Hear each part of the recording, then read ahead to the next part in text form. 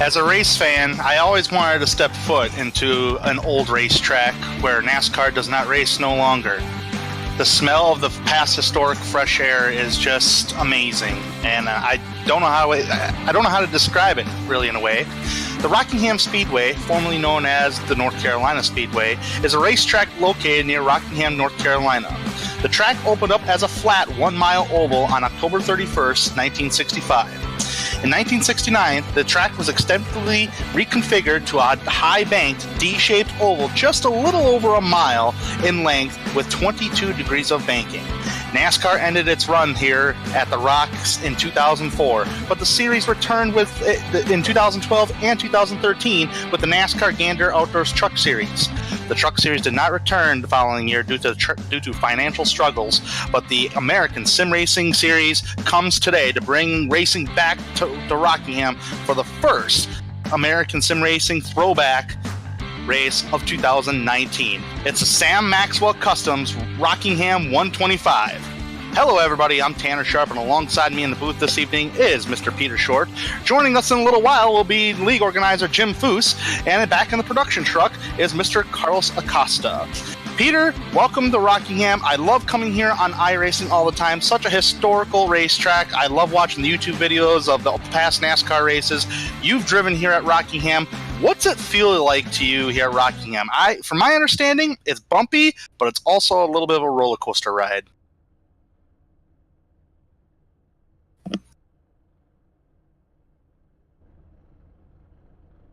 I think we have some... Oh, there you go. There we go. Finally finding the button. I love this racetrack. It has a lot of character all the way around this racetrack. There's bumps in turns 1 and 2, bumps in 3 and 4. Both ends of the racetrack race completely different. You can get the high line working here because the exit coming out of turn number 2, all of a sudden the track narrows up. So you can use the high line through 1 and 2. Usually 3 and 4, you want to be right down on the bottom, but that's where it's bumpiest. So you'll see a lot of wheel input from these drivers tonight, and that makes it a lot of fun. Of course, the tri-oval being a little bit of a kind of a D-shaped oval down the straightaway, drivers will be going all the way to the bottom of the racetrack to try and shorten the racetrack just a little bit. It is a lot of fun racing around this joint. Oh yeah, this is a heck of a joint. You know, as a driver, I've had my struggles here at Rockingham. I always hate driving it. Just try to figure out its track, man. I mean, you try to go down in turns 1 and 2. You mentioned it. You want to run the high to middle groove. I'm always trying to shoot for the bottom, and no wonder I can't get things right. But in 3 and 4, you want that bottom side. But as the race goes on, you might want to change it up just a little bit to that middle groove so you get that good push on corner exit. With everything being said about the racetrack here this evening, let's go ahead and talk about the driver points this evening. The driver points consists of, on top of the board, Jared Mogard has currently the point leader. He's got 49 points, folks. Yes, 49 points over Evan Black. Devin Serra is third in the point standings. He gained 2 spots the last race. League organizer Jim Foose is in 4th. We'll get to the penalties in a minute here, but Jim Foose currently 4th in points. Corey Silva tied with Jim Foose for that 4th spot, currently shown as 5th, but he's tied with Jim. Mitchell Brown is 6th in points right now, 237 points, 105 points back, so that's practically more than a full race. Alan Young, 7th in points. Alexander Pelican in 8th in points. Joseph Sawville is 9th in points, 123 points back. And Richard Stallings rounding out the top 10 in the point standings, as you see on screen. And it just seems like Jared Mogard has a very comfortable lead there, Peter Short. I tell you what, I'm clicking on the stats right now, and his finishes have been very good so far this year so far. But hey, that's not just the only points that we have. We have the Premier Points. The Premier Points combines both Cup and Truck Series in the ASRS. Let's take a look at those on screen right now. Jared Mogard, he has 5 victories, but he's got a 118-point gap over Evan Black, Corey Silva in 3rd, Jim Foose in 4th. Joseph Sawville, I am seeing on the list here. He's 5th on that list. Alan Young in 6th. Will Worsler in 7th. Kelsey Rogers in 8th. Mitchell Brown in 9th, and Alexander Pelican is rounding out the top 10, as you see on screen at the moment. So it's Mogard's having a heck of a season so far, Peter. I tell you what, I think he's going to be one beat when the championship comes along, in not just the Truck Series, but also in both series on the Cup Series side. Yeah, but we do have playoffs here in the ASRS, Sam Maxwell Customs Truck Series. And of course, once those playoffs roll around, it's fair game for the championship. I'm looking forward to that because it will definitely open up these championships quite considerably.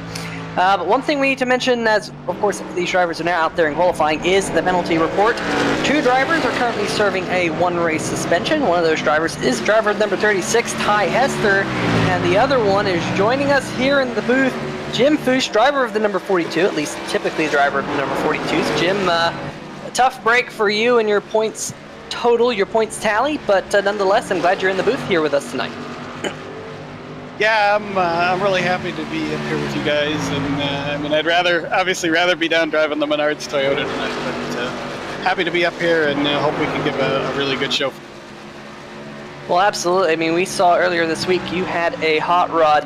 In fact, it's being driven tonight by Michael Krobach, the Matt Crafton throwback, the Menards car out there we'll see tonight. A really good-looking hot rod. And of course, it is a throwback race, which is a pretty cool thing that you guys here at the ASRS League put together. But I hear there might be another one in the near future, somewhere down the road. Well, we put a lot of time and a lot of hours into my throwback, and it's going to be run by Michael. I don't even get to run it, so we possibly as our team, the JFUS Motorsports team, will probably do our own throwback in a couple of weeks, maybe Chicagoland or something like that. When we get a little closer to Menards home turf. But the league overall will probably do another one towards the end of summer, just to maybe we'll come up with a theme and go with that. So something a little different than just a general throwback. Maybe we'll give them 5 years or so that they can pick and choose from, and see what everybody comes up with. It's really neat to see the variety of paint schemes and the different historical values of some of these paints that are out there. Yeah, there's definitely some pretty awesome paints out there. We got drivers drivers sporting the schemes of drivers such as Terry Labonte, Joe Nemechek, Jack Sprague, Darrell Waltrip, Matt Crafton, yada, yada, yada. You'll see those cars, trucks out there on the racetrack here tonight as we watch Edward Gray take time here in qualifying. Currently, Jared Mogard in the 00 sitting atop the leaderboard. And, you said it, Tanner, Jared Mogard, he's been really, really fast. We haven't seen him get all too many poles this year, but when it comes to race time, he's usually lightning quick, and I think him being top of the board, that could be a bad omen for the field.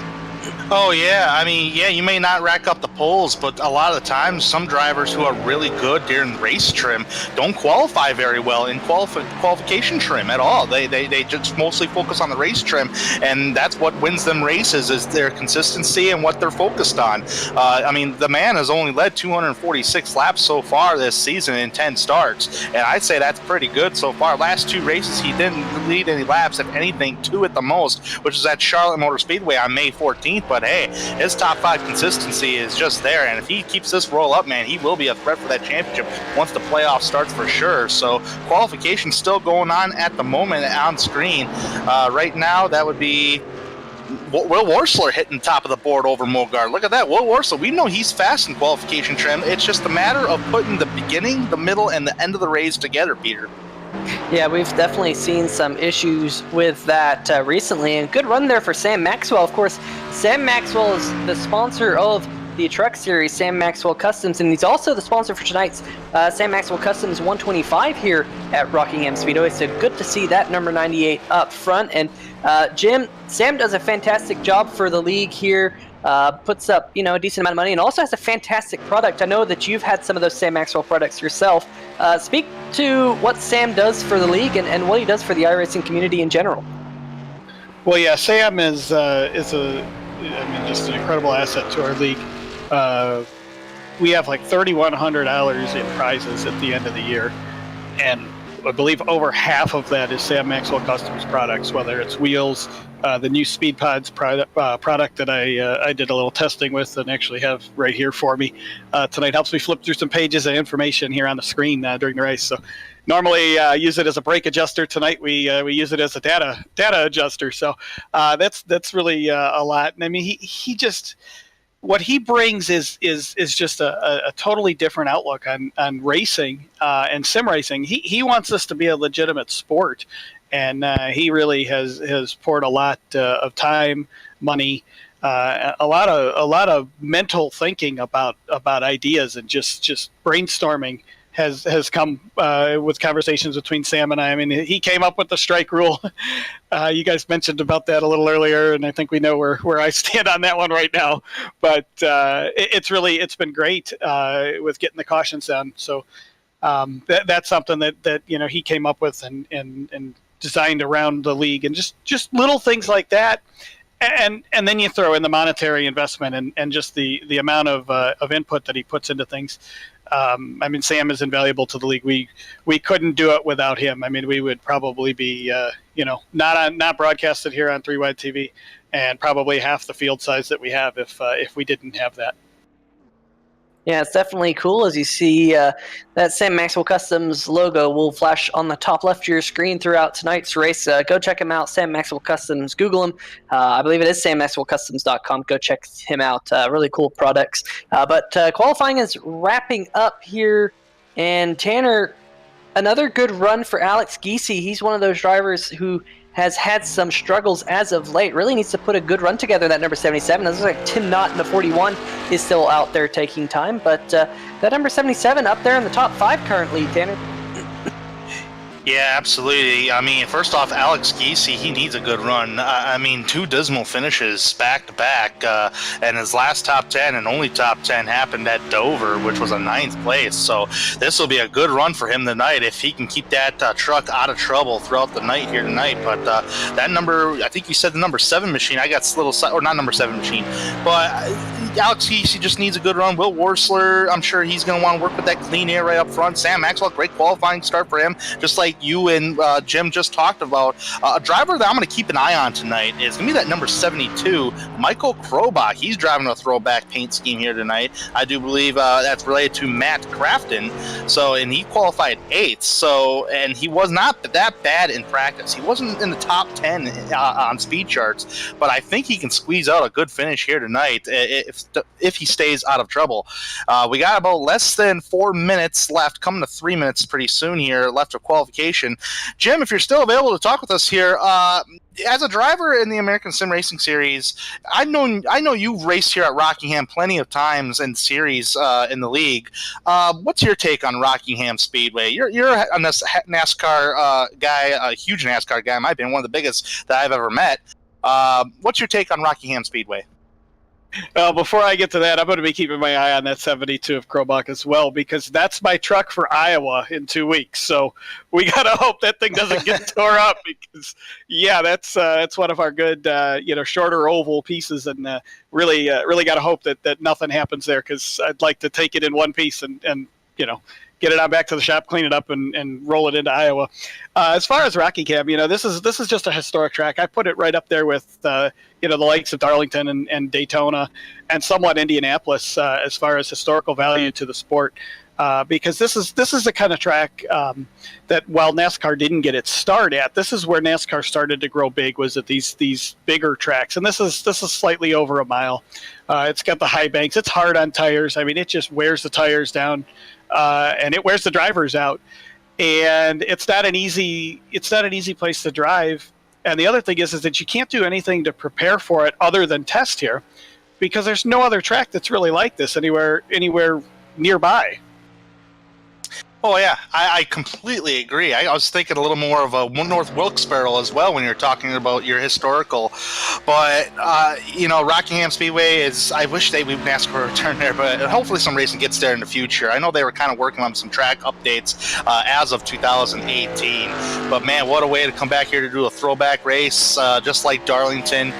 Really looking forward here tonight. Qualification is about to end up here in about less than 30 seconds or so. So I assume Will Worsler is definitely going to get the pole here. I got to keep an eye on that 00, as Peter mentioned here tonight. I also, as mentioned, I'm keeping an eye on the number 72 of Michael Krobach. Another driver to keep an eye on, he's in a winning form in this series, is Devin Serra. Also keep an eye on him. Otherwise, throughout the field here, we should be pretty good and ready to go here. I think track position is going to be key all night long here at Rockingham. Track temperature here tonight, 107 degrees. That's actually going to change right now as we're transitioning over to the grid at the moment. 106 degrees to be exact, but let's go ahead and start her up on the grid. Congratulations to Will Worsler in the number 29 truck on getting the pole this evening with a 24.82. Jared Mogard in second on the grid, and he's also the points leader at the moment. Sam Maxwell, the series sponsor, is going to start in third. Mitch Brown will start in the fourth spot this evening. Alex Kesey, we talked about him. He needs a good run. He's going to roll off in the fifth position. Devin Serra is going to roll off in sixth. Tyler Sawville in seventh. My pick for tonight, Michael Krobach. I think he's got what it takes to get the job done. Let's see what he can do. He'll roll off in 8th. Jackson Von Valkenburg is going to roll off in 9th. And rounding out the top 10 is Doug Mullins. Starting in the 11th position will be the number 35 of Kelsey Rogers. Watch him to come up through the field. He's always a contender for the top 5. Jonathan Holstein in the 73 starts to his outside.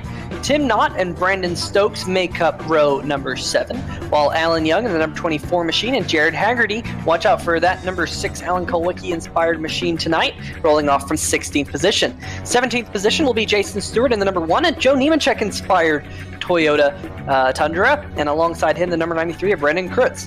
Then Jordan Harnish and Richard Stallings round out your top 20. Blackjack position, 21st, Chris Titus tonight. Edward Bray in 22nd. Dan Deffler will roll off 23rd. Scott Haller is going to roll off 24th. Last driver to take qualification time here tonight, Steve Bahula, will roll off 25th. Evan Black in the back of the field here this evening. He's got some ground to make up. We know he's fast, as long as Corey Silva. Both drivers starting 26th and 27th, respectively. Nick Curling, 28th. 29th, Christopher Lane, and rounding out the top 30 is Richard Fletcher.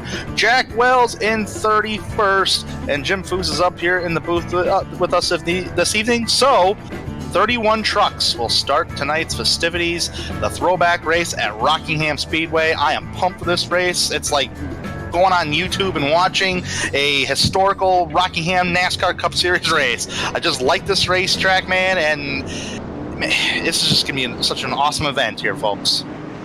And I know, Jim, you go back to the NR 2003 days, and this track has always been one of those racetracks you have to watch your tires and just manage your tires. It'll be interesting to see who can do that tonight. Jim, you got a pick to win tonight? Well, Jared Bogart's won the last 2 here at Rockingham, but I don't think he's going to get it done. I think it's going to be the guy in that Sam Maxwell Customs number 98, Mr. Sam Maxwell himself, that picks up the win. He's patient enough. He's starting up front enough. He's got the Chevy power behind him, and he's smart enough to win this race. This is a thinking man's race, and definitely tire conservation is going to come and play. Good pit stops. If we get some green flag runs, this is one of the toughest pit roads to get on during the season. So Sam Maxwell, he's my pick. All right, with that being said, coming off turn number 4, Sam Maxwell is a great pick. He was great on the speed charts in practice. Let's see what Sam can do tonight. Number 29, Will Worsler, pace car down pit road. Worsler's going to take the green flag, and we're green flag racing at the Rockingham Speedway. We'll throw first throwback race of 2019. Side by side as I head down in turn number 1, Worsler gets the edge. He's got the clean air to work with. Jared Mogard in the 00 follows in behind Sam Maxwell. The first side by side battle is going to be between Alex Kesey and the number 51 of Mitch Brown as I head down turn number 3. Mitch Brown does not want to give it up just right now. He wants to see what he can do on the outside row as Will Worsler comes around to lead the first lap. I'm watching this the mid-pack. Man, there's some absolute fantastic racing from about the 10th position on back. We were 3 wide briefly going down the backstretch. Looks like Edward Bray might have just flipped the wall just a little bit. There's Jackson Van Valkenburg. I want to mention that his highest finishing position this year was the 9th position. So he's trying to break that deadlock because he's finished 9th position 3 times out of the 4 truck races he's running. And he's running that Pepsi Challenger retro scheme tonight. There's the number 1. Keep an eye on him. It's great side-by-side action, and that's one thing that Rockingham Speedway, one of those other North Carolina tracks, lends itself to is some great side-by-side action. And as you see this side-by-side battle, there's Michael Krobach, and this is Krobach's first Truck Series race this season, so kind of limelighting in your spot, Jim, in that number 72 tonight. Definitely already showing some pace early on. Yeah, he definitely is with that Menards Toyota. One of the things I've been watching is they run side by side. The guy on the outside gets a little bit more of a run, but I don't know if they're getting a little loose up there or what's going on, because then the guy on the inside gets a run about halfway down the straightaway. So something's going on with that. You might want to look out when they're bunched up, because somebody's going to grab the wall. It's going to cause a stack up, and you're going to have a big one over there in Thunder Alley there on the backstretch. Boy, it can definitely get loose. That track temperature is at 106 degrees, and as these guys turn laps on this track, it can actually heat up. Oh, caution! There it goes. Just as you called it, Jim, there's a couple trucks around on the backstretch. Ooh, Richard Fletcher, one of those. Oh, no. Oh, there is the 92 there of Evan Black. He had a special paint scheme on that machine. Let's see what happened here. Ooh, 92 just got up into the 41 of Tim Knott, and it was on from there. This track really narrow on the backstretch, kind of just like Dover. Ooh, Edward Bray did a fantastic job to almost keep that 66 off the wall. But this track really narrows up on the backstretch, much like Dover International Speedway. You see another angle of it. Yeah, just a little bit of a nudge. The 27 there. Oh, man, he was the innocent guy there. Look at that, a complete 360.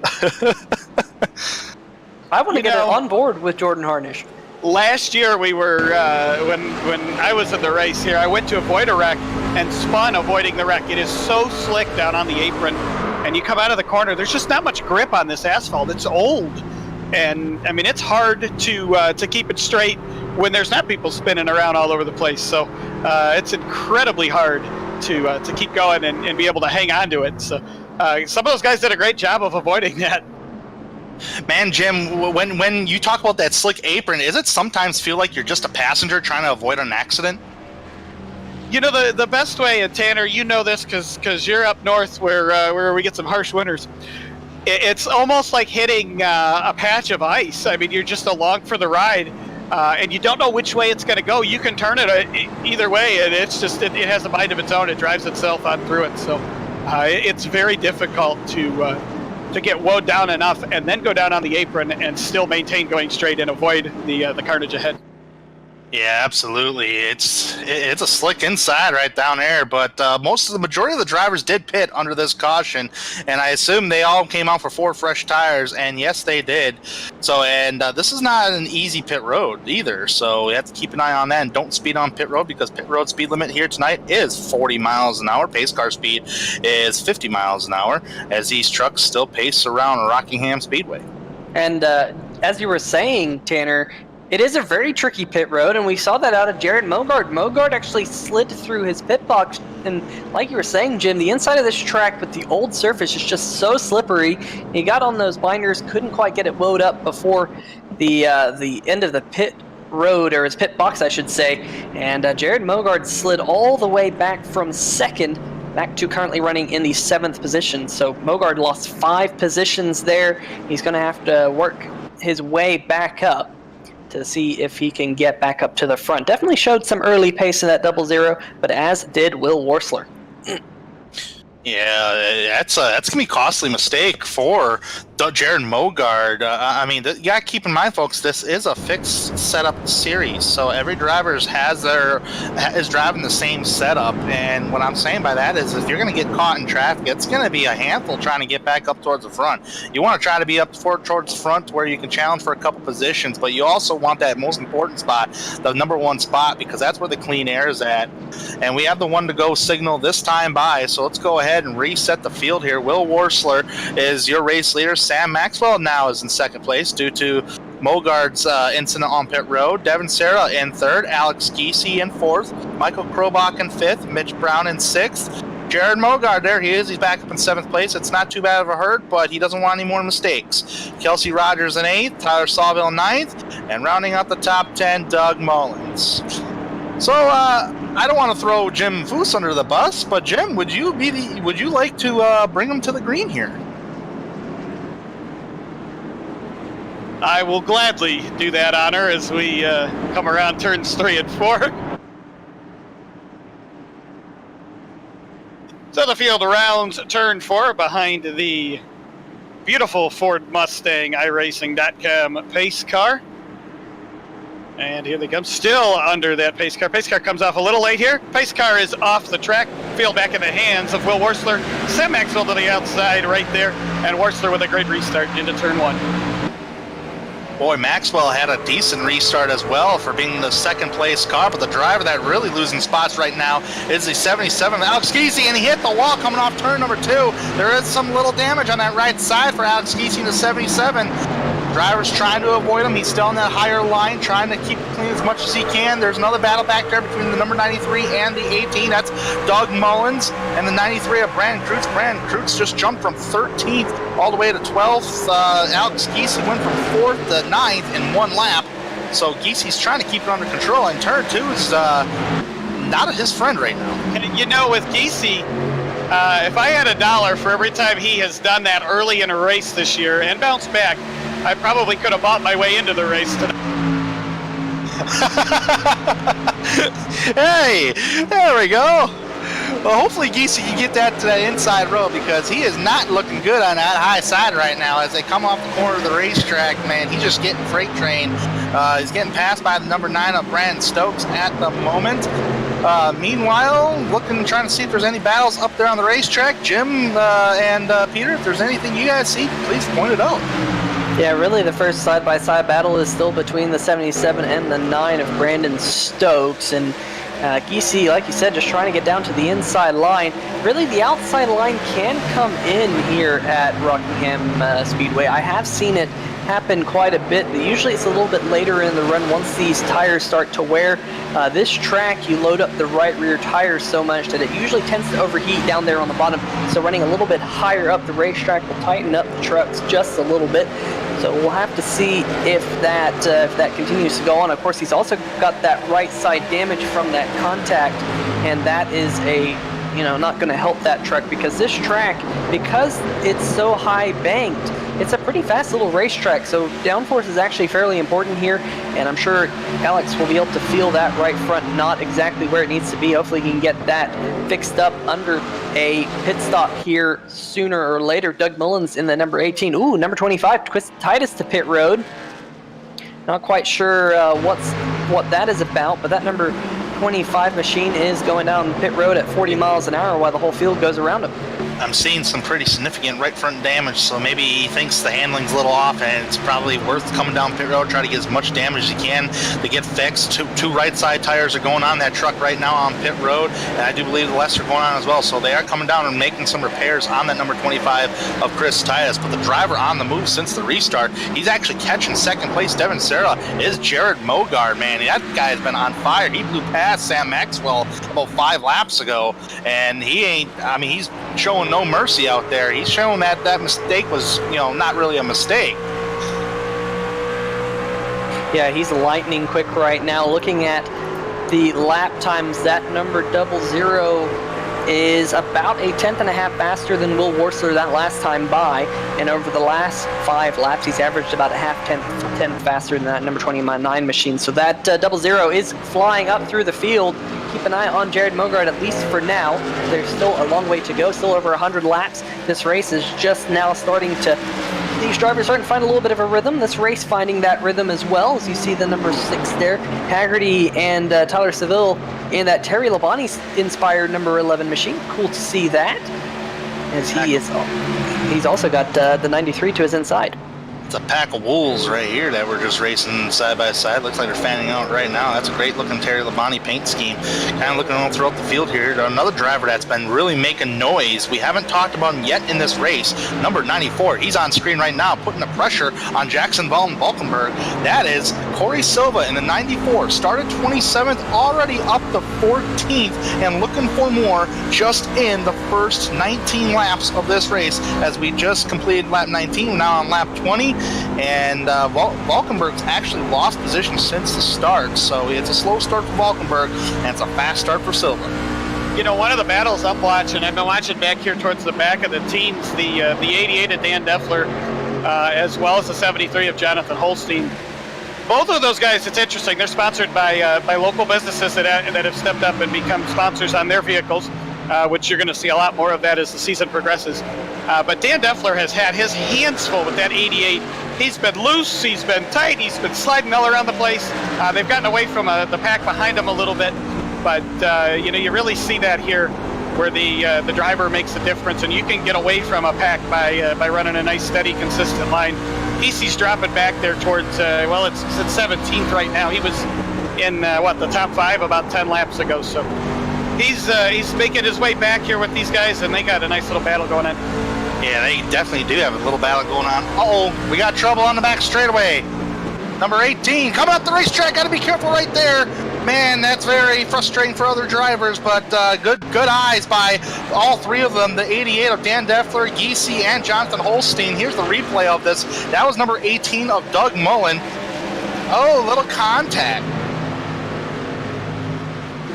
Good save. I hate to cut away from that one, guys, but look, Mogard and Sarah door to door for second place. Oh boy, yeah, that was bound to happen between Mogard and Sarah, man. These 2 cats are going to be really fighting it out. I just wonder if Sarah's just going to give it to him. He kind of has to right there. Oh, he gets up right to the back bumper, has to lift the truck a little bit, let it breathe, and that kills the momentum of Devin Sarah. Those tires. Watch those tires, Mogard. Watch them. Oh boy, Mogard showing no mercy out there, and just ahead of him is the race leader, Will Worsler at the moment. So Mogard on point, on the move, and he is showing no signs of loss of grip on that number 00. He's got stellar lap. Look at the comparison of lap times here, folks. That's a story to tell right there. Yeah, and over the last 10 laps, Mogard has been consistently the fastest driver. Devin Sarah, Will Worsler, Sam Maxwell, Kelsey Rogers, your 5 fastest trucks over the last 10 laps. So Jared Mogard, looking at those numbers, he's got about a half tenth, and he was stuck behind Sarah for quite some time. So now that he's got it around that 20 machine, we'll have to see what he can do up at the front. Definitely an impressive run so far by that 00. But catching them is one thing at Rockingham. Passing them is a whole nother ballgame. And I'm telling you, and to add to that, 00 Mogard is making this look easy. I promise you folks, and I'm sure Peter and Jim can back me up, it's not really easy to pass a guy here at Rockingham. He's just making it look easy. Us as drivers, we talk about that this is one of our favorite tracks to come to. And it's because the arrow is minimal here. It matters, but it's not. Oh yeah, look at the contact. That wasn't arrow loose either. No, that was more of a historical bump and run attempt right there. Will Worsler is having none of it. Getting back to that though, this is a driver's track, and the driver makes more of a difference than the arrow does. And you just saw that with the bump and run, and Worsler was able to hold on. That's we're only 28 laps into this thing. There's still almost 100 to... Oh, man, I told you, folks, at the top of the show, man, this is going to be a great race. And I'll tell you, Mogard, he's shown that he's a strong truck out there, no doubt. Maybe one of the best out there. And this is going to hurt the number 29, Will Worsler, as they attempt to pass the lap car, the 01 machine back there of Christopher Lane. That could have been... Oh, it's knocked twice. That was 2 knocks on the back bumper, and now he's going to go towards the inside, head down the front straightaway. Worsler led that lap that time by, but Mogard drifted out the track, door to door, trading a little paint. We're still fighting for the top spot. And meanwhile, they are pulling Devin Sarah right to the back bumper with them.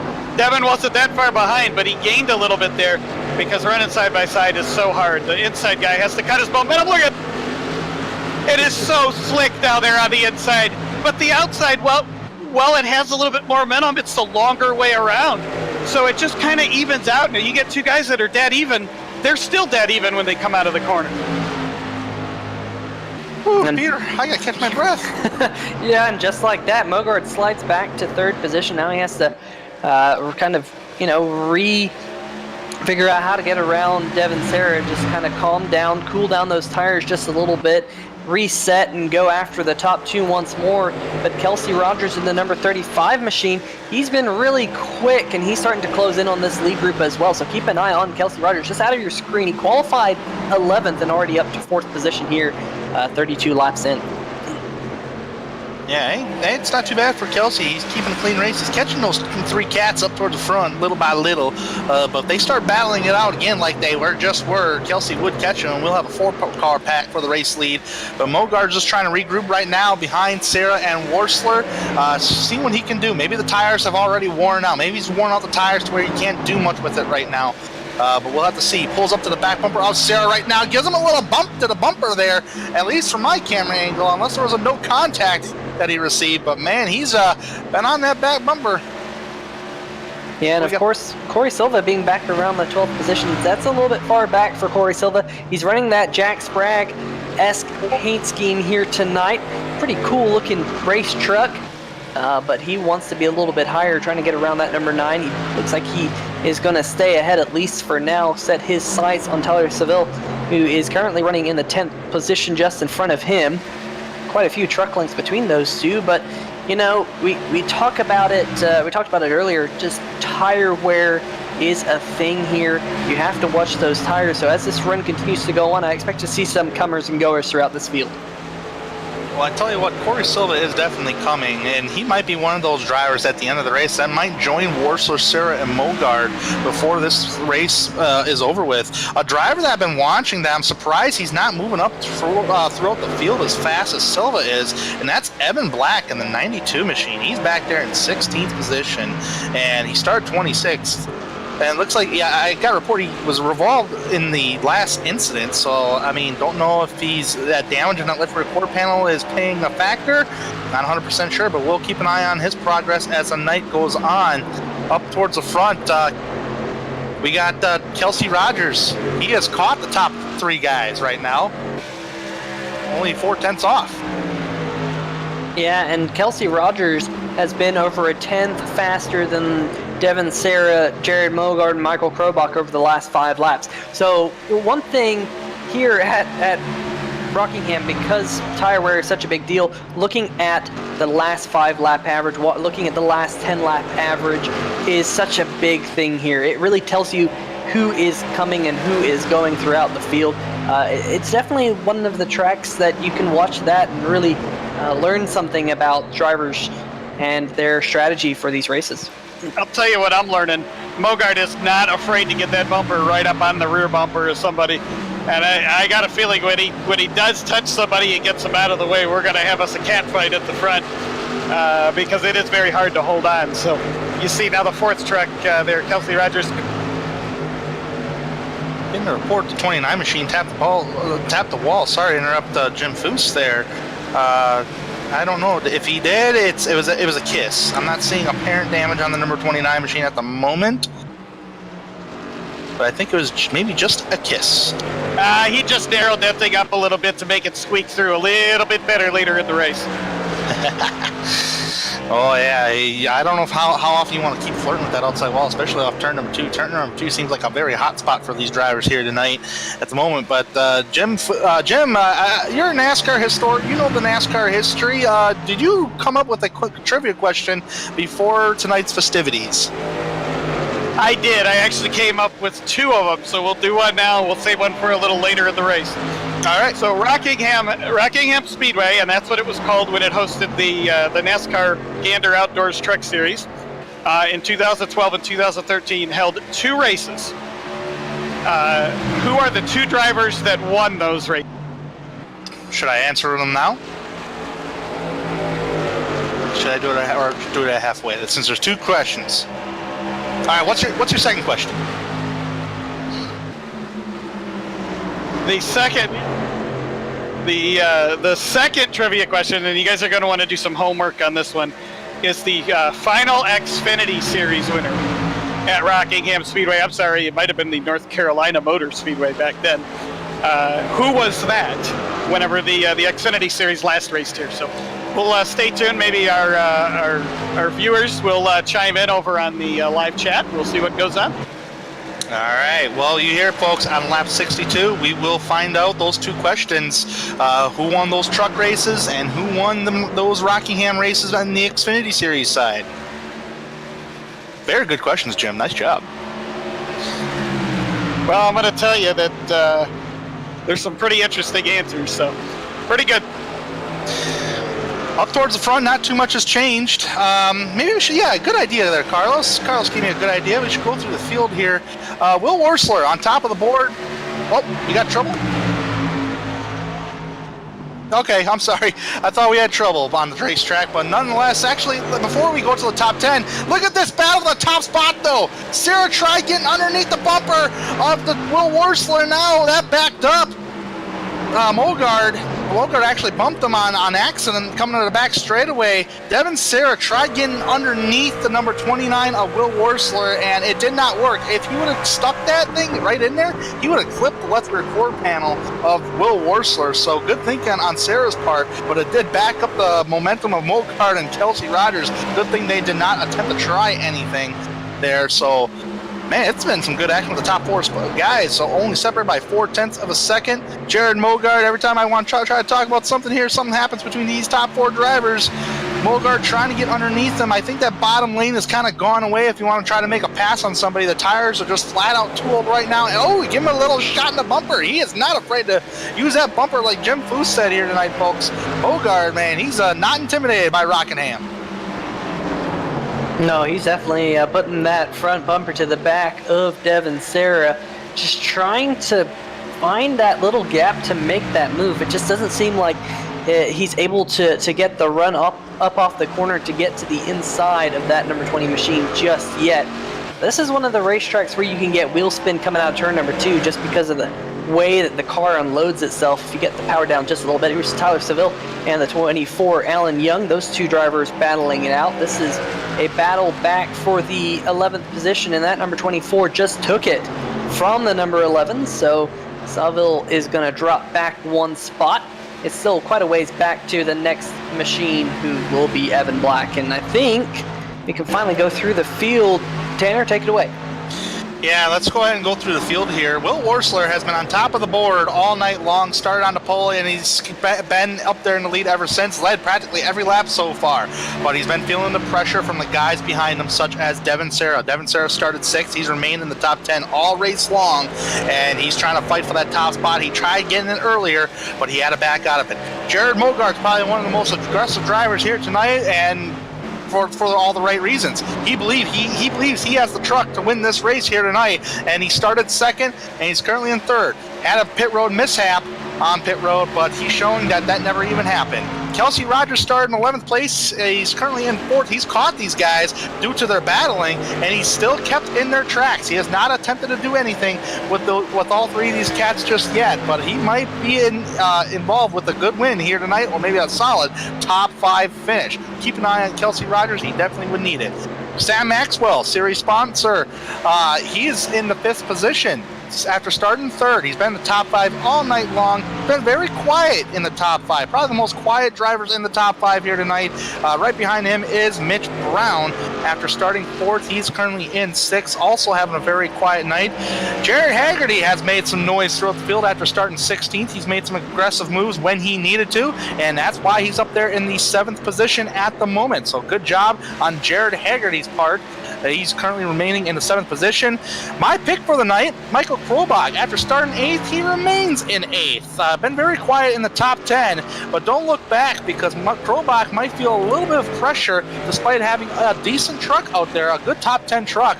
And this is the Michael Krobach's first truck series start of the season. Corey Silva has probably, other than Jared Mogard, has been on the move and making a heck of a lot of noise here tonight after starting 27th. He's made aggressive moves, and that's what put him up there in the 9th position. He knows he's got a fast truck. He might be that 5th guy to join Rogers, Mogard, Sarah, and Worsler before the night is over. And rounding up the top 10 is Brandon Kreutz. He's currently in 10th place. Right now he's being challenged by the number 24 of Alan Young. Kreutz has been pretty quiet as well here tonight, taking his time, but he's still up for grabs for a good top 10 finish. Yeah, and you know what? I just kind of want to say in 12th place is Tyler Seville. He's in that number 11 Kellogg's machine. Good run for him. He started in the 7th position, so he slipped back just a little bit since the start of the race.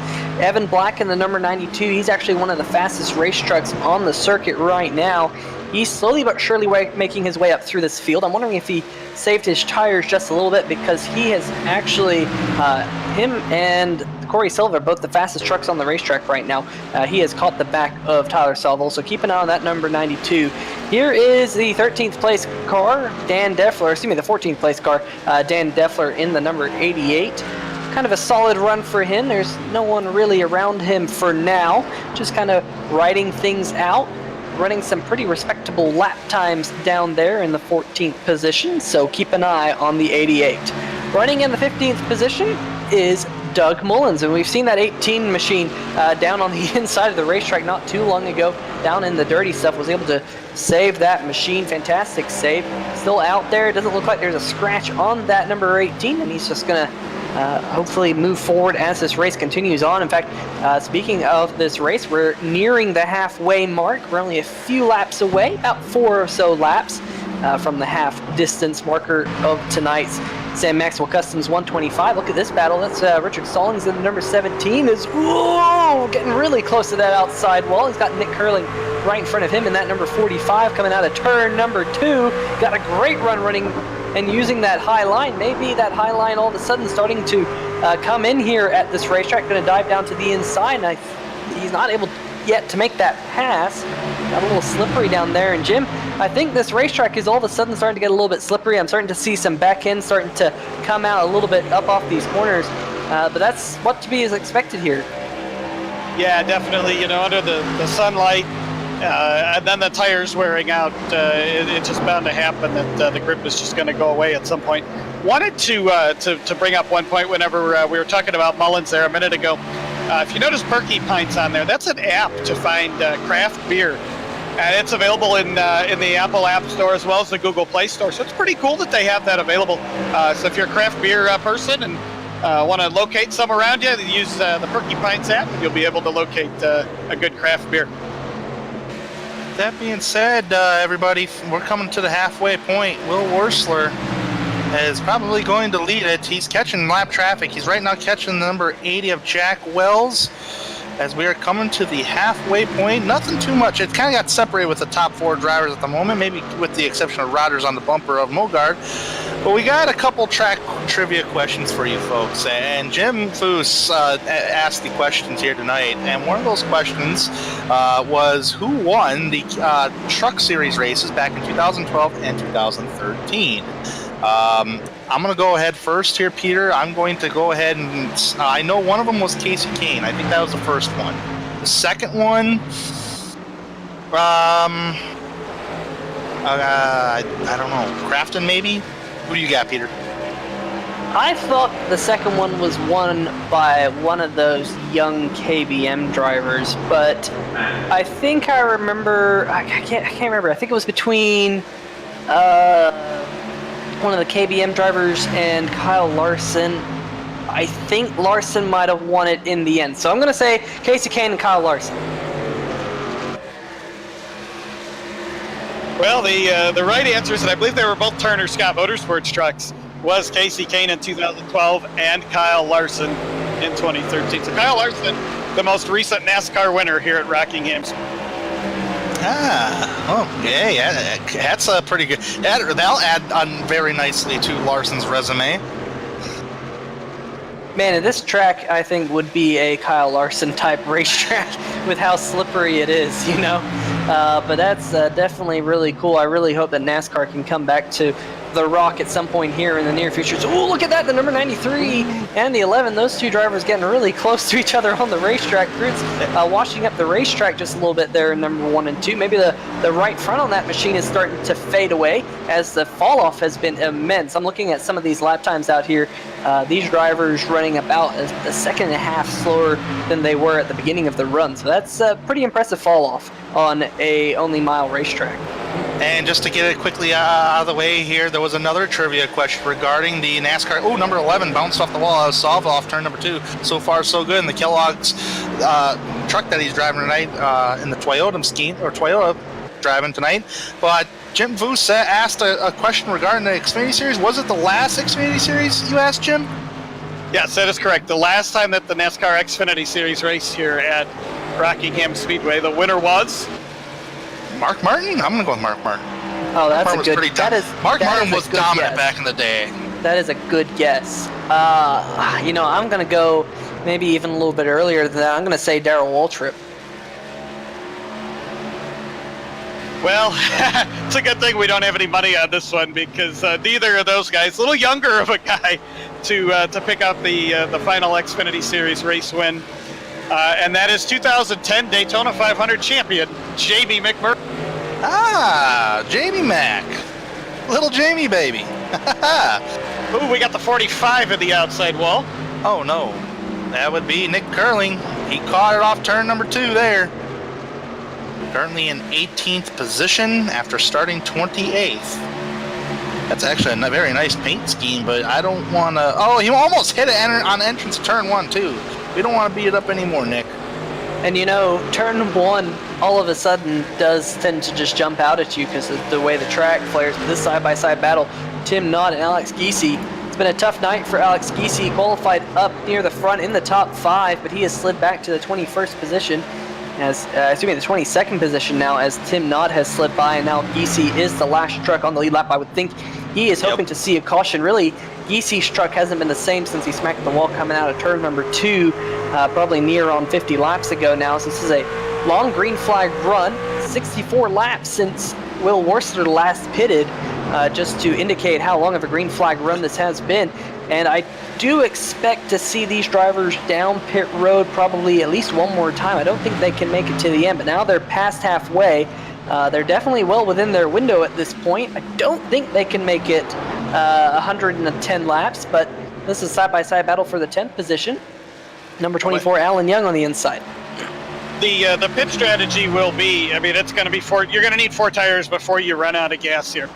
But I think these guys are trying to split it up in a 75 and a 50 lap run here, get a 50 lap run to the checkered, just because we had that early caution. We've only had 1 caution here at Rockingham so far. Now I've cursed it, I know, but this has been a lot of clean and green. Yeah, I want to introduce you to the commentator's curse. It is a thing. It happened to me last night in one of the other leagues we broadcast, so it is a thing. But hopefully we can stay green flag racing here throughout this one as you ride on the number 35 of Kelsey Rogers. Still trying to find a way around Jared Mogart. That battle for second has equilibrated for now as Devin Serra and Will Worcester have scooted away. And I'm looking over the last 5 to 10 laps here, and Will Worcester and Devin Serra on average have been the fastest 2 trucks on the race circuit, so definitely they're showing their pace here towards the end of this run. At least I'd expect towards the end of this run, as they have now caught lap traffic. And I think now that they've caught lap traffic, it will kind of speed up them coming down pit road. And speaking of coming to pit road, Michael Krobach in the 72 will be exiting pit road on the back stretch. There's the number 47, Richard Fletcher. He's on pit road as well as we speak. And a couple of other race trucks coming down right now. Jason Stewart, Jackson Van Volkenberg. So all of a sudden, pit road's starting to heat up. It's starting to heat up. It's just out of it. Oh, first place. Devin Serra. Will Worcester, though, down on pit road. Was he speeding? Yeah, that's a good question. Will Worcester walking the dog on entry there. Mogard himself there right behind. Let's see if we can catch a replay of this. I think he got it under control just in time.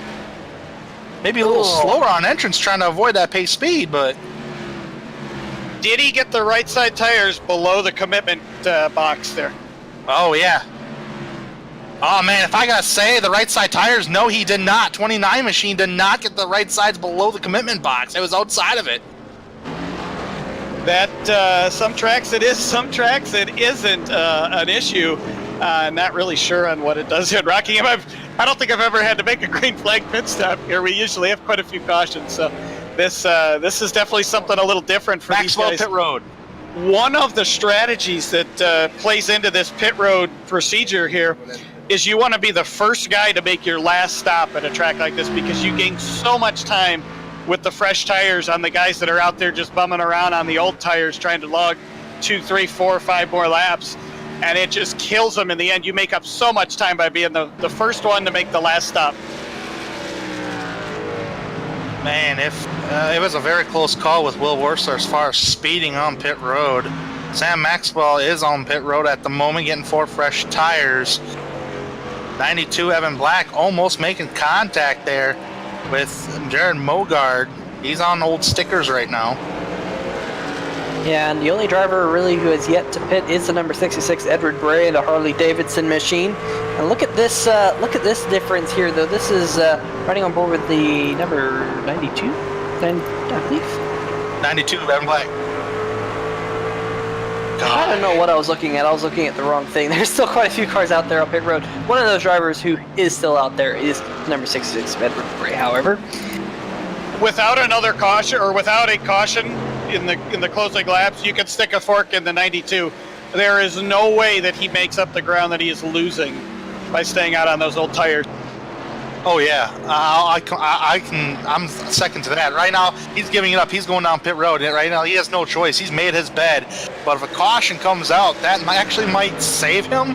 But if it doesn't, man, he's lost a ton of ground, like Jim said, and it's going to be very hard to come back from maybe a top 10 finish, but I don't see him anywhere else. And if he would have slid through his pit box, that would have been done for right there. 80 staying out. Jack Wells is your new race leader, and Edward Bray. Those are the remaining cars that have yet to pit. Will Worsler flying right past them. Yeah, and you can see Will Worsler on those fresh tires. He actually just passed Edward Bray, even though Edward Bray hasn't pitted yet. So move Worsler up into the second position. He's going to have his eyes set on Jack Wells. He's only 2 trucks in front of him on much fresher tires is that number 29 machine. And, you know, Jim, one thing I'm kind of curious about is just the fact that a lot of these drivers didn't elect to kind of split the last run in half. They decided to go 75, like you said, and or at least 70 or so, and then have about a 50-lap run to the finish. That's somewhat surprising. Usually, a lot of drivers try and split those last 2 runs evenly. What do you think is the strategy behind that? Do you think they were just staying out thinking that there would be a yellow, just historically with this track causing so many yellows? I really think that they were trying to have their best tires for the end of the race and just kind of plug along there in the middle. Some of them might have been hoping and thinking that there was going to be a caution, or you know, I mean, there was a lot of slip sliding around, so a caution could have came. Back to what I said a couple laps ago about the car being the first one to make your last stop of the race. People ask me, well, wouldn't it be better to have fresher tires later in the run? And yeah, that's better. But the difference between coming in, you know, 5 laps before somebody and you had 50 laps on the tires, and now that guy has 55 and you have fresh tires, the difference is a lot more than it is at the end of the run, just having five less laps on your tires. So that's where the difference comes from. It's not so much, you know, saving tires to the end or anything like that. It's about getting out of the pits and making up the time while your tires are fresh on the guys that don't have fresh tires. And one thing I do want to notice or mention, the number 27, Jordan Harnish in the wall right in front of your race leader, Will Worsler on the straightaway. That number 27 just didn't look like it turned there in the center of the D-shaped oval, and he hit the wall. But Will Worsler's going to get around him nice and safely. But Jackson Van Valkenburg, going back to what I was saying, Van Valkenburg hit the outside wall coming out of turn number 2 about 6 laps ago now, and he brought the 86 back down pit road to get some of that damage fixed. It was almost a yellow, but he was able to keep that thing going. Actually getting word now that he's in the garage, so tough break for Van Valkenburg. He qualified in the 9th position tonight, was trying to break that 9th place deadlock that we've seen out of him a couple of times this season already. Jack Wells! Caution! And caution. Oh, man. Yeah, I think that strategy didn't quite work out for him. It's a tough break because he was trying his best to stay out there and not pit, but unfortunately... Oh, he got help. Yep. I think that's just those old tires, you know, being off the pace. Oh yeah, I mean, sometimes when a truck hits the wall like that, sometimes it comes to a dead stop. And Christopher Lane, realistically, was running that higher line. He just got passed in 1 and 2 by, I believe, Sam Maxwell in the 98, and he just annihilated the rear end of Jack Wells, sending Wells to the inside wall hard in that inside wall.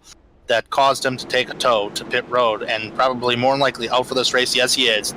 He is out of the race. Pit road is open. Another opportunity for some 4 fresh stickers, gentlemen. Absolutely. Yep. I don't know. I think you'd be kind of a little insane if you decide to take 2 right side tires, especially the way the tire fall off is at Rockingham and iRacing in general. No pit road mistakes so far. Jared Mogard this time around had a good clean entrance. And we've seen Mogard be really fast early in the run. This is going to be, 37 laps, probably 34 or so when we go back green. Watch for that double zero to be fast early in the run. Devin Serra might have just won the race off pit road. It sure looked like he did. We'll have to see how iRacing scores it. But man, oh man, that was a great pit stop by that number 20 crew. Jordan Harnish, do want to mention, he got the lucky dog in that JetBlue number 27, so great to see him back on the lead lap. That'll give us 15 race trucks on the lead lap. But that number 29, looks like Will Worsler's being scored as the race leader. That was a close battle, but looks like iRacing has given it to that number 29. I tell you a little what, shorter way around there on pit road, and I think that benefited him. Oh man, I tell you what, 2 things. I was looking at the second line and I thought he beat him. I thought that was the second line, but I wasn't paying attention to the iRacing cones that determined the exit of pit road. And Will Worsler's number 1 pit stall and his pit crew got him out into the lead in a close fashion with Devin Serra for sure. So Will Worsler will still remain the race leader with a hungry Devin Serra right behind him. Jared Mogard in 3rd, Rogers is 4th, and Jordan Harnish in 5th. Yeah, let's pull him up.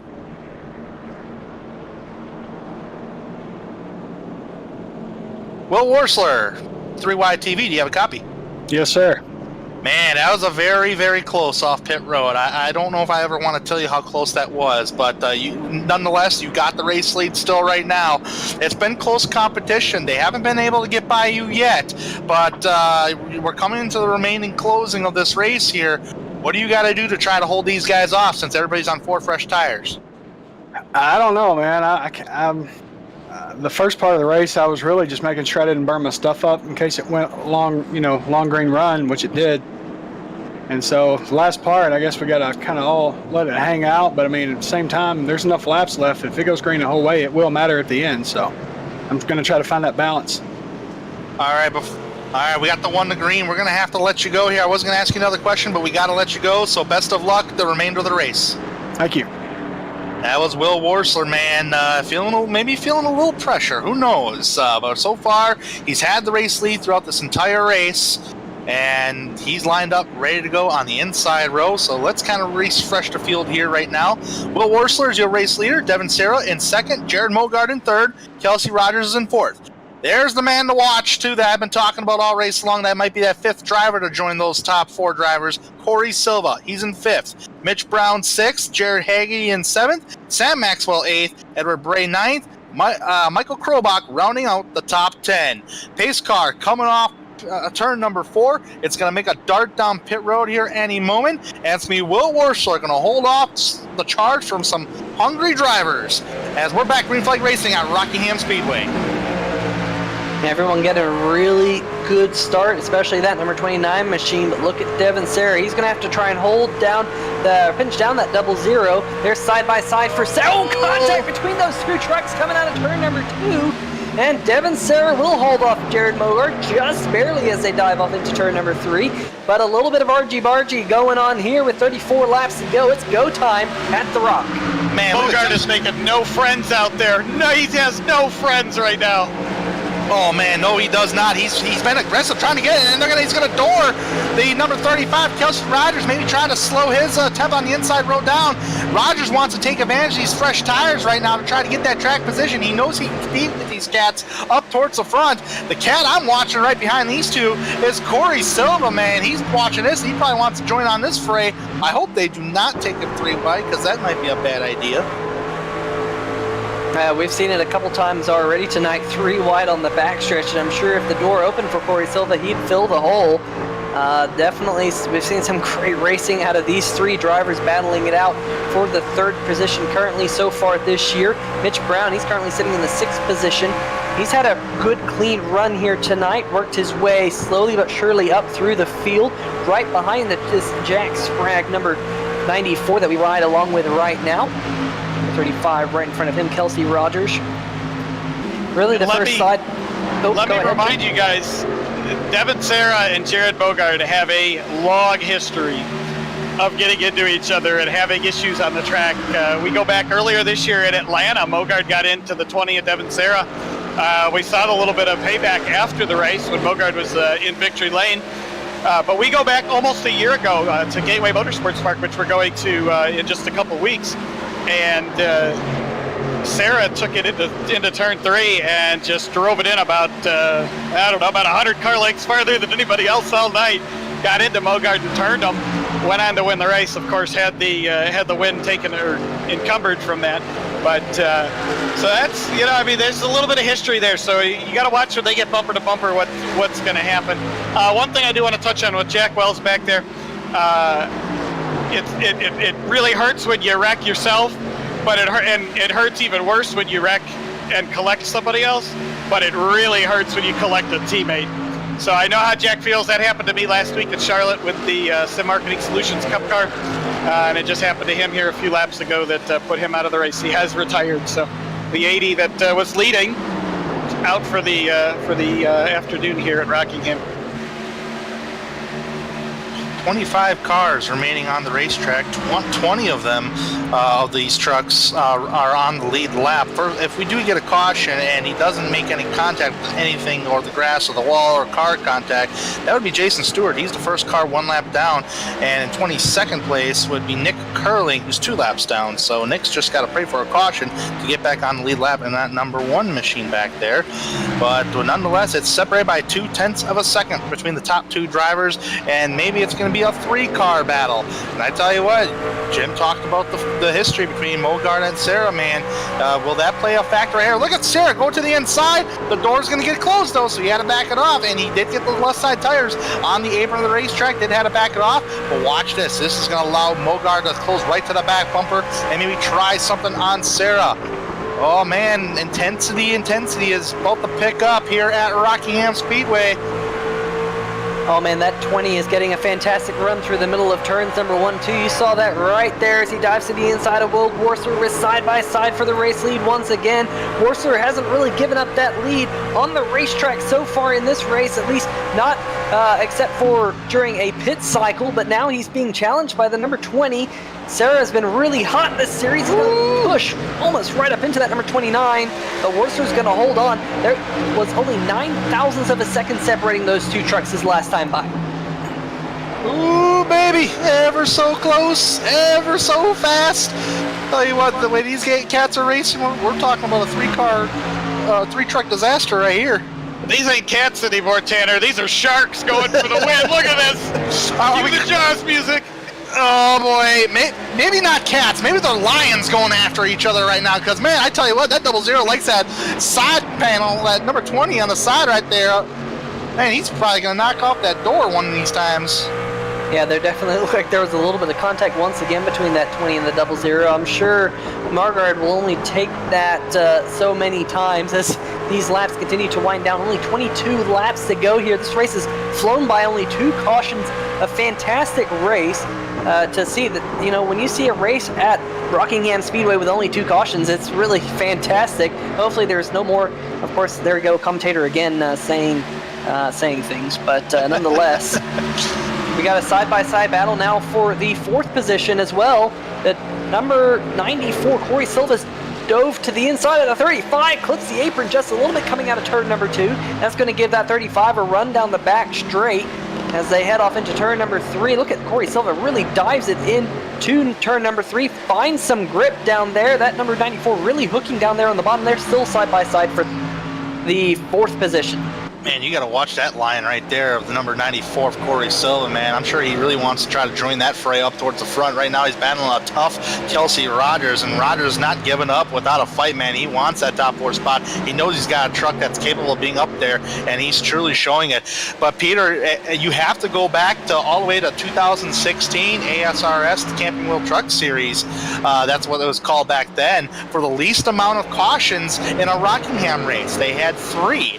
The next 2 races was the 8 cautions and 10 cautions last season. So this is, if we remain green to the end tonight, it'll be the least amount of cautions since 2016. And Mogard, man, putting the pressure on Devin Serra. No more lap traffic. Battle for second place is up for grabs.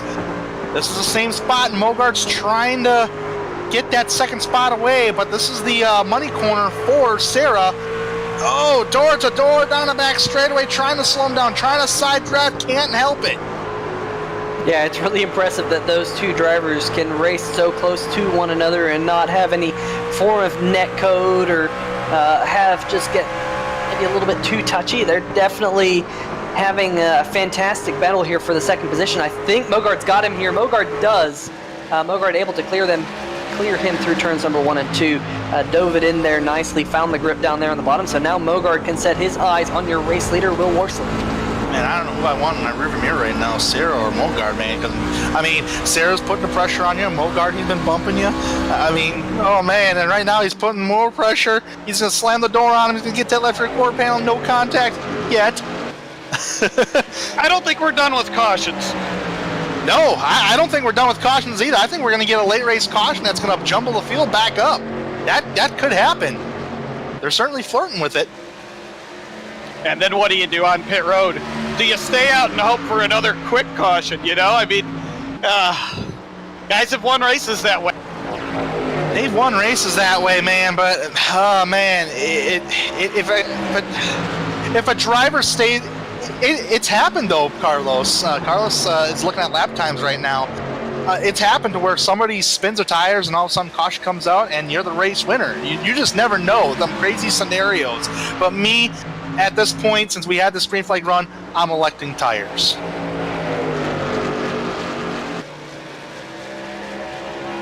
Laps on tires, and we're coming down to it. Mogard putting pressure on Worsler. Serra is in that fray. Corey Silva got the 4th position away from Kelsey Rogers, and put a little gap on Rogers. So Silva is trying to catch the top 3 drivers at the moment. He might have ran out of time, but we still got some time left. Yeah, I'm looking at average lap times once again, and Corey Silva and Jared Mogard have the 2 fastest average lap times over the last 5 laps. But here comes Devin Serra going back at the 0-0. They're side by side through 3 and 4 once again. That number 20 just poked his nose there, found a little bit of a hole, not able to make it stick, at least for now. But all of a sudden, looks like Mogard might be under fire. And of course, Mogard races on a controller, so he's not the best at saving tires. He says so himself. Maybe he's used up his stuff in that 0-0. Only time will tell. Wait, what? Yes, you heard correctly. What? I don't know what to say about that. With the exception of, holy cow, well, you're doing pretty daggone good for a controller. Yeah, I'd probably put Jared Mogard as the best racer I've ever seen on the controller. Either him or Nate Catilla from Sim Possible, but man. I'm so glad you guys said with the controller, because that still gives me a little bit of credit here. Now we're side by side. We got to see a slide job before this thing's over with. I don't know, but Mogard, you seen it too there, Jim. He tried to slam the door on Serra, and Serra wasn't having anything of it. He just cannot get that bottom line to work to get past Mogard. And this is exactly what Will Worser wants to see out his back bumper. Silva just got loose off 4. That was scary. And here comes Corey Silva in the 94, closing in, just lurking right there, waiting for something to happen as we're less than 10 to go. Jim said it, folks. Less than 10 to go, and this is the kind of race at Rockingham any race fan would want to see. Actually, whether you're a race fan or not, this is the racing you want to see. If this was actual real-life racing, man, I paid money for this stuff, too, and I'm glad I'm paying a subscription to iRacing to see this. But, man, did you see Mogard try to get that back bumper? But, man, he went hard in, but couldn't get hard off. You know what? Tweet NASCAR, Facebook them, Instagram them, write them letters, send them emails. Tell NASCAR that you want to see NASCAR racing right back at Rockingham Speedway, because this is awesome watching this race. Oh man, I think Worsler almost tapped the wall on entrance turn number 1. He's been flirting with it for quite a while now, but Mogard, he's really trying to push the pressure on entrance, but he loses it on exit. Let's see what he does down turn number 3. 94, Corey Silva just tapped the wall, getting a report off of turn number 2. Not seeing apparent damage, but he is still catching little by little to these 3 cats, and once they start battling it out, watch out for Corey Silva, man. He started back in 27th. Man, the top 3. You could fold a blanket over the top 3 right now. As Jim said, this is great racing here at Rockingham. We got to get NASCAR back. Oh, and you know, at the beginning, I brought up how similar this place is to Darlington, and Darlington usually has a close finish. So here we go. Oh man, lap traffic. Oh man, we might go 3 wide on entry. That ain't gonna work, boys. Yeah, look at that number 20, Devin Sarah. He's trying back down there on the inside, pushes up just a little bit. We're rubbing tight. He just had to back up. Oh, contact! Oh, what a save. I don't know how those 2 trucks are going straight still. I don't know either. I mean, he got to that lift record panel and put a dent in it. And I'm telling you what, I thank God iRacing does not have tire rubs just yet and blown tires yet. Hashtag soon. But can you imagine the immense pressure that Will Worsler is feeling right now? He's got 2 hungry drivers right behind him. Jared Mogard trying to go back to victory lane, as is Devin Sarah trying to go back to victory lane here in the trucks. As number 29's been dominant all night long, trying to hold it off with 3 laps to go. Oh man, up ahead, lap traffic going too wide. This will not be good for Worsler. And I tell you what, Worsler is sweating. Mogard and Sierra are smoking. I mean, they can't get it. Hey, I hope there isn't. He ain't 18 yet. He can't be doing that. I'm a little concerned about that lap traffic. Yeah, I'm concerned about this. This might hurt Worsler. Worsler does not want to see this. Worsler's got to be all worried right now. Side by side, second place as they head down. Oh, he chopped the nose off, gets to the bumper, drives him up the track a little bit. They're still fouling. The old one, Christopher Lane's in the wall. No harm, no foul yet. And that just allowed the 29 to scoot away. Tanner, I think that might just be enough breathing room as we have the white flag in the air this time by.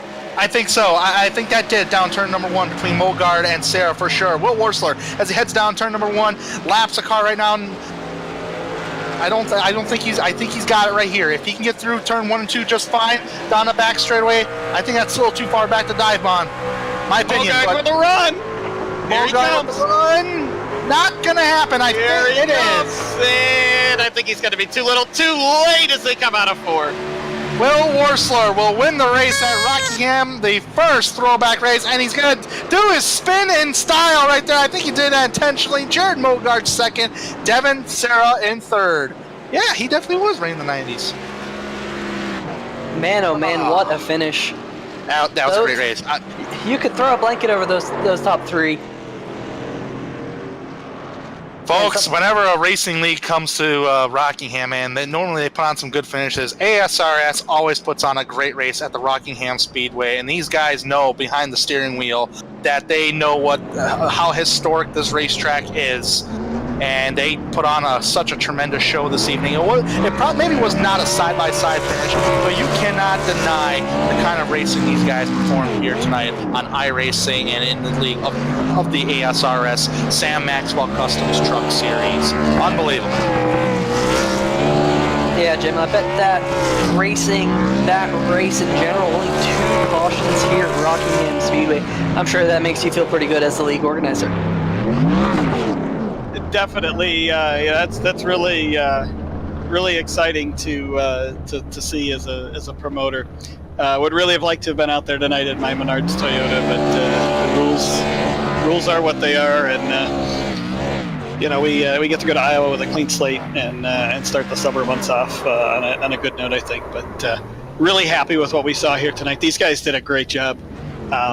We were a little worried coming into Rockingham because this is a track that, as you guys mentioned earlier in the race, there's been quite a few cautions the last couple of years. So we were a little bit worried about the quality of the show, and these guys did not disappoint tonight. What a great job, and just a great job all around for everybody with the league.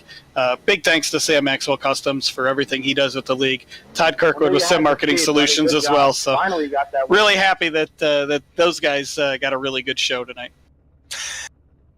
Absolutely, there, Jim. You couldn't have said it any better than what I said or Peter could say for sure. But folks, please don't go away because we will interview the top 3 drivers, Worsler, Mogart, and Sarah, about the crazy action here tonight at the Rockingham Speedway. Don't go away here on 3Y TV. The most realistic online racing sim ever made. This is iRacing. Detailed laser scan tracks, fully dynamic real world cars, and over 50 series to choose from. 6 online world championships offering over $100,000 in annual prizes. This is the original esport racing game. This is iRacing.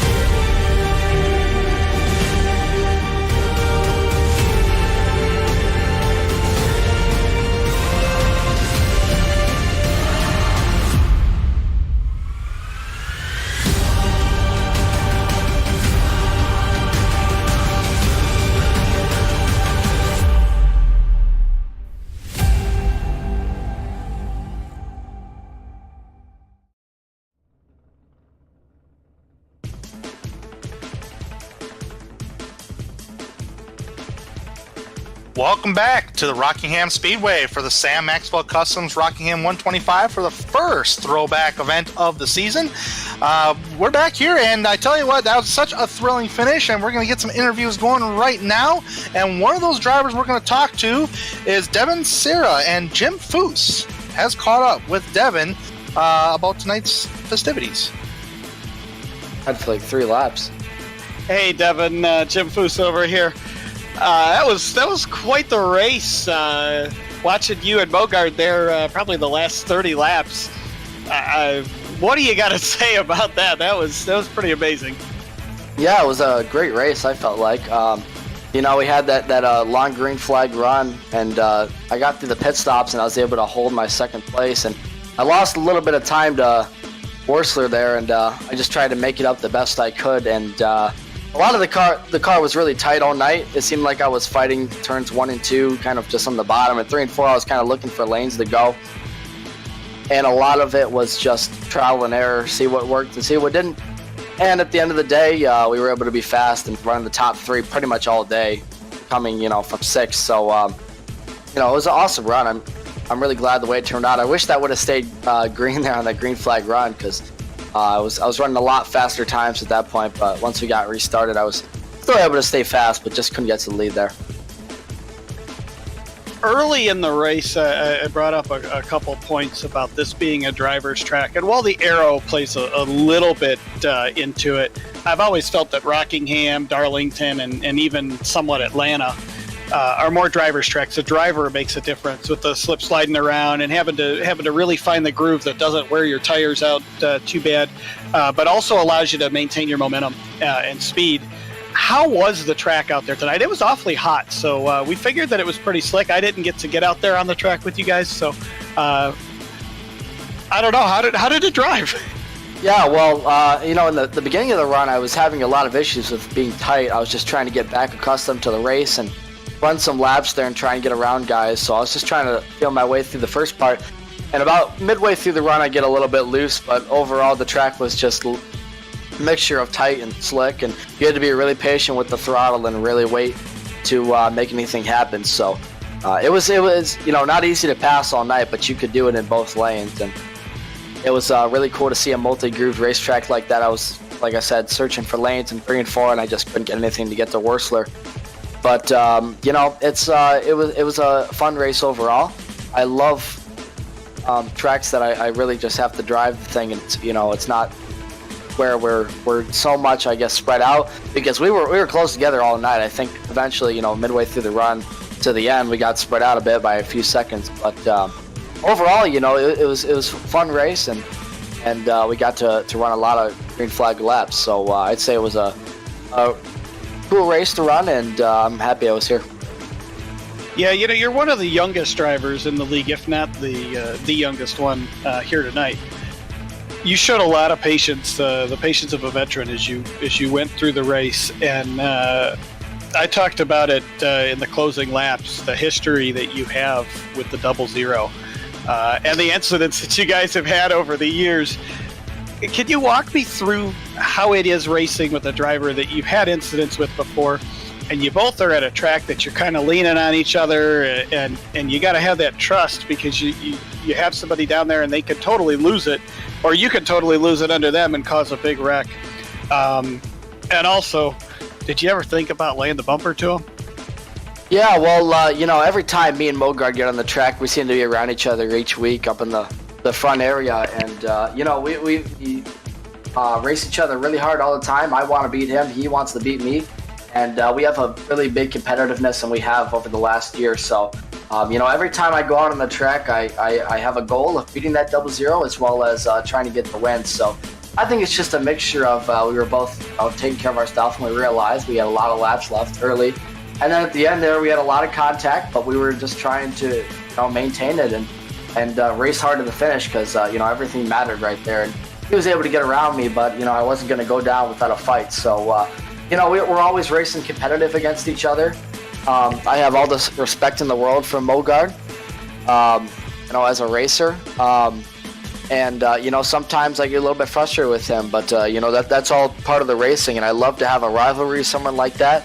But like I said, we go out there each week and we try to win a race, and to have that extra edge to beat that 00 is something that keeps me coming back here, and it's really a lot of fun to race against someone like that. And I hope that we can stay that way, because it's a lot of fun to race, and it's a lot of fun to get on each other's edge and get a little bit aggressive. Absolutely, and we're glad to have you as part of the American Sim Racing Series. Any shout-outs that you want to give before we let you go? Yeah, I want to thank my team, Baskins Knockback Motorsports, Pete Baskins, Robbie Baskins, Danny Rogers, all the guys at Ski-Doo, Super Sled Online, everyone that helps out running this, and shout out to Will Worsler. That guy's been itching for a big win and for a long time, and I knew he's had the speed, and I was so happy to see him win tonight. It was a cool thing to see, and I know he's got the speed, and I think he's going to be coming back for more. So we got to step up our game, and I hope to come back next week even faster, or whenever else we race, or whenever again, and go out there on the track and perform. So yeah, overall good night for us, and want to thank all the guys that help us out. So we'll go into the next week with head of confidence, another top 3, and hopefully continue that momentum. Definitely. Well, hey, congratulations on your finish tonight. You did a great job. You ran a great race. I think you're right. I think playoff time we're going to see the 29 up at the top of the board, battling for the championship. So should be a good battle as we head through the summer months and on into the playoffs come August. So good luck the rest of the summer and the rest of the season, and I'll see you on the track at Iowa in 2 weeks. Yeah, thanks. All right. Well, with that being said, thanks to Jim Foose for interviewing Devin Serra and his help tonight. But we're going to go one up to second place, and Peter Short has caught up with Jared Mogard. That I have, and of course the bridesmaid once again. You have to go a little bit more than a month ago to find Jared Mogard's last victory here in the ASRS Premier Series. However, Jared, you were lightning fast here tonight. You were looking for a way around the 29 of Will Worsler, but you were the meat in the sandwich, playing offense and defense at the same time. Sometimes be pretty difficult, but nonetheless coming home with a great finish. Talk us through your race, because those last 20 or so laps, ever since you went back to Green Flag Racing, it was just absolutely crazy to watch. Tell us about it. Yeah, thanks for the reminder on the drive spell, by the way. Great. No, it was a good race. It was fun. Will and Devin definitely were went on the game, and we were right there with them. I mean, we were all pretty even there. We had that short run to the end there, and I don't know, just like I said, it was kind of hard to really go full attack mode with Devin right there pressuring too. So it's just part of it, but it was a really good run, and I'm pleased with. I mean, not happy with second, but definitely happy with the performance. I think it's like the first race in about a month we didn't give away a win.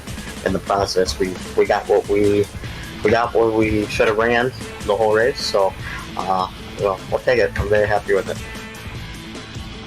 Well, absolutely, lightning quick tonight, but you qualified second, which is something we don't often see out of you. Usually we see you start a little bit further back and then make your way up to the front pretty quickly. But how difficult was it to pass tonight? Because we saw drivers throughout the entire field struggling to make the move. We saw you struggle to make the move. And in fact, when you went to try and pass Will Worcester at one point, you lost out second spot to the number 20. Just how difficult was it to pass? Yeah, it was hard.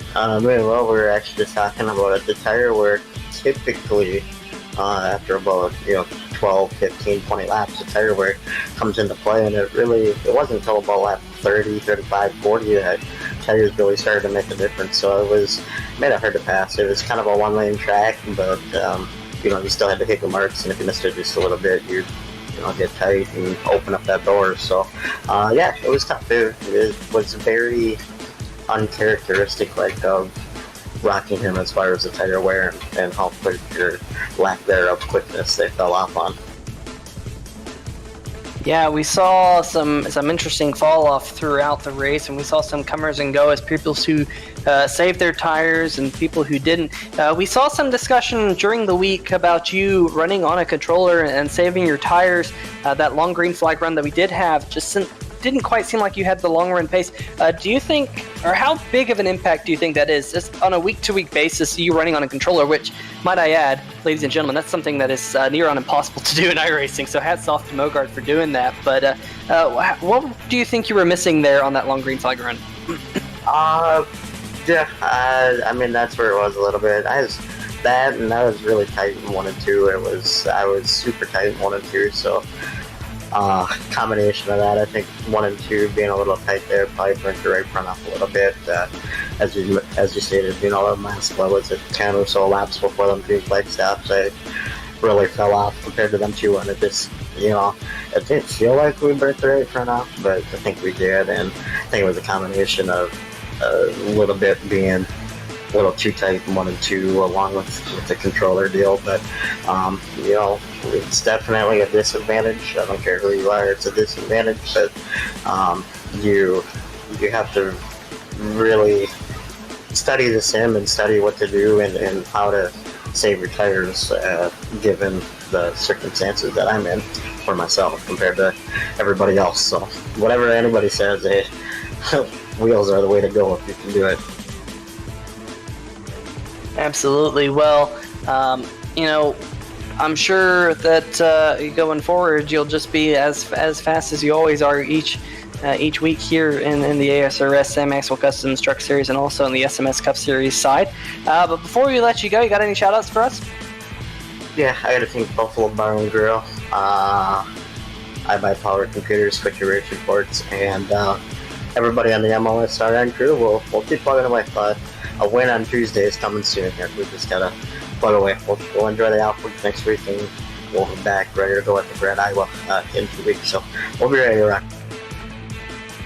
That's right. You alluded to it. Next week we do have an off week for week 13, but I'm sure we'll see you in 2 weeks at Iowa, Jared, and best of luck there. Yeah, thank you guys. Appreciate it. All right, well, that's your second place finisher, Jared Mogard, here tonight. And I believe that Tanner Sharp has caught up with your race winner, driver of the number 29, Will Worsler. I have caught up with Will Worsler. And Will, first off, do you got a copy? Yes, sir. Okay. That was an intense Rockingham race. You started on the pole and you led a ton of laps this evening, if not all of them. But nonetheless, Will, that last 30 laps for you probably had been the most mind-boggling moment of racing on iRacing, because you had two guys really pressuring you, trying to go for the race lead. all over your back bumper. You've been tapped in the back bumper already tonight. But nonetheless, take me through the cockpit in the last 30 laps of Will Worsler, dealing with the pressure from Mogard and Sierra, and also dealing with lap traffic.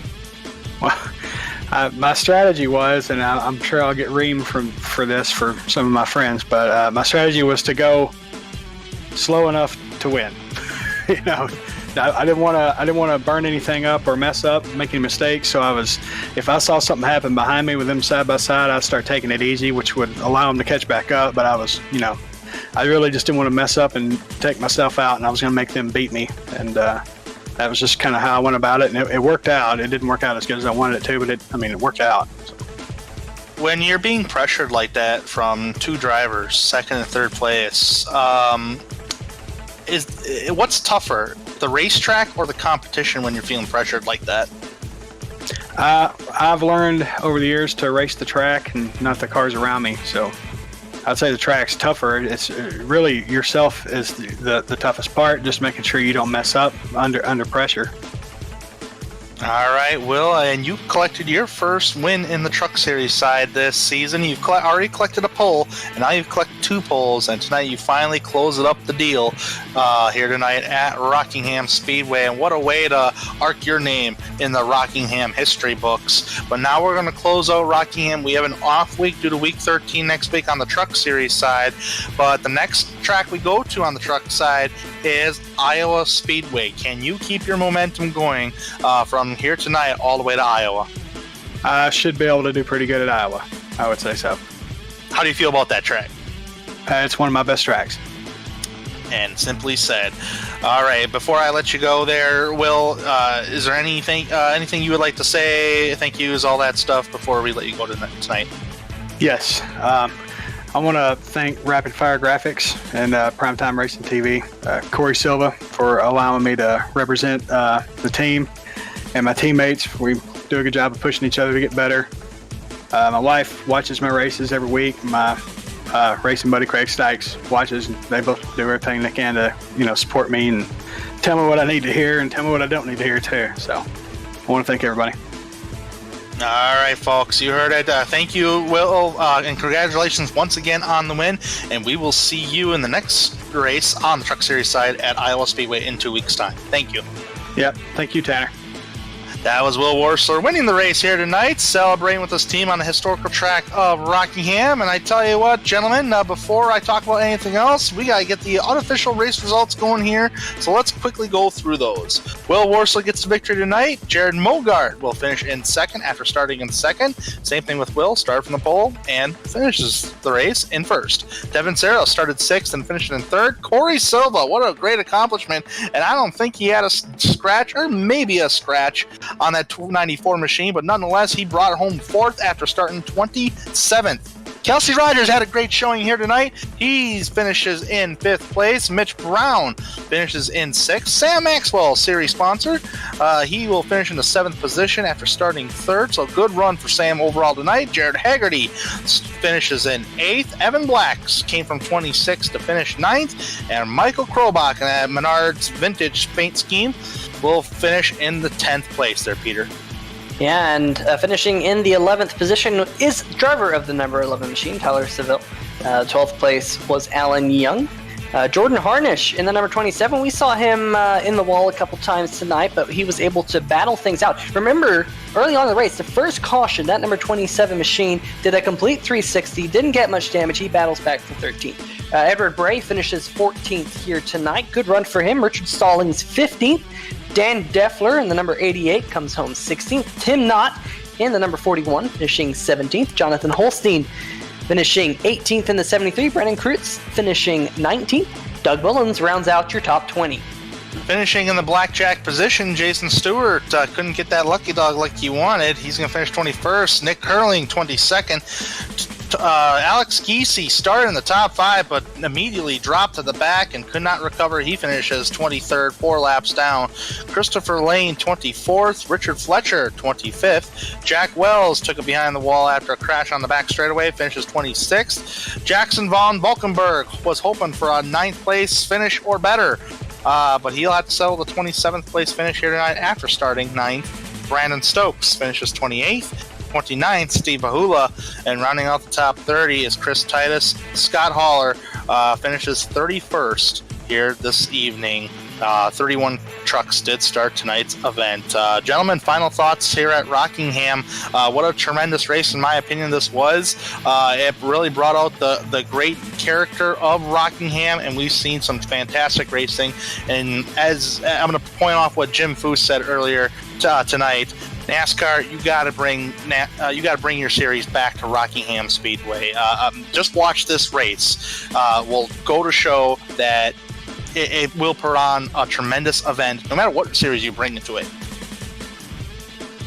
Yeah, I mean, I tend to agree. I mean, we really got to get NASCAR back to Rockingham Speedway. This track just has so much character for the race drivers, and it really shows when the drivers are out there on the racetrack. I mean, there's a lot of racetracks that are, at least in my opinion, pretty stale, and because of that fact, drivers just seem a little bit disinterested in going to those racetracks and don't seem to put on as good of a show. But here at Rockingham Speedway and iRacing, the drivers always put on a great show. Love coming here, and I can't wait to be back. Jim? Yeah, I'm really looking forward to coming back here next year so that I get a chance to get on the track with the Sam Maxwell Customs trucks. But just really, I mean, an overall great race. These guys did a wonderful job of racing and keeping it green. The incidents were down, everything was down, but the racing was hot and pretty good up front. So there was no lack of excitement in this one. It wasn't a boring parade where they just kind of spread out and then it just goes caution free. They earned the amount of green flag laps that they run. But just really happy to see that. It's good to see Will pick up his first Truck Series win here in the Sam Maxwell Customs Truck Series. Good to see all the throwback paints. Just got actually a notice right before the race that there was a tornado near the Kansas Speedway.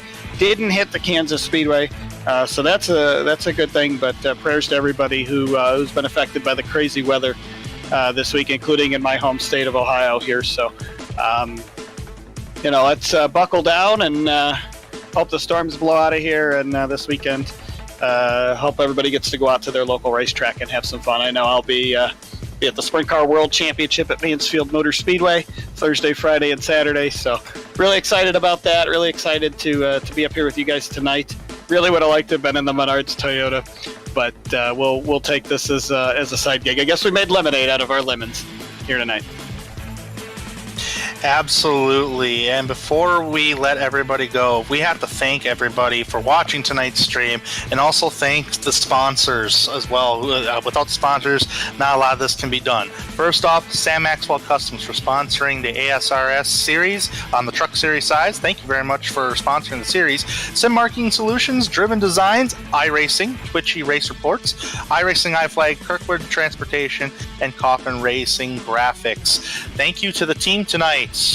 Peter, Jim, thank you for coming to the booth tonight. You did an excellent job up here, and maybe in the future we could see you more. Hopefully you don't get penalized, though, under those unfortunate circumstances. But hey, we'll see you back on track for sure at Iowa on the Truck Series side in 2 weeks' time. And also thanks to Carlos for all his job, all the button pushing that he does back there in the production truck. Without Carlos, we cannot thank Carlos enough, and also Thomas Morse on SimTV side with the graphics package that he provides Carlos. So thank you all of you guys for doing a tremendous job every single week we come live here on 3Y TV.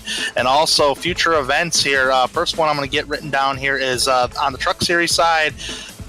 Join us again in 2 weeks' time for trucks. The Red Rock Sim Design 125 at Iowa Speedway, 125 laps there. That will take place on June 11th, 2019. Also, special events on the American Sim Racing side is going to be the Janet Watkins Memorial Pulmonary Fibrosis Awareness 250. That event is going to take place on a Thursday, September 26, 2019, and the car they are using is the NASCAR Cup Series cars, and hey, what no better track to talk about once again at Iowa Speedway. That is a great racetrack, by the way, taken after Richmond International Raceway. That's going to be a good race. If you want more information about it, please visit AmericanSimRacing.com and scroll your mouse over to special events. They have all the lists right there you can read on special events and future races. With everything being said, Jim, once again, thank you for joining us in the booth this evening. We hope you had a good time. I sure did. Thank you guys for having me.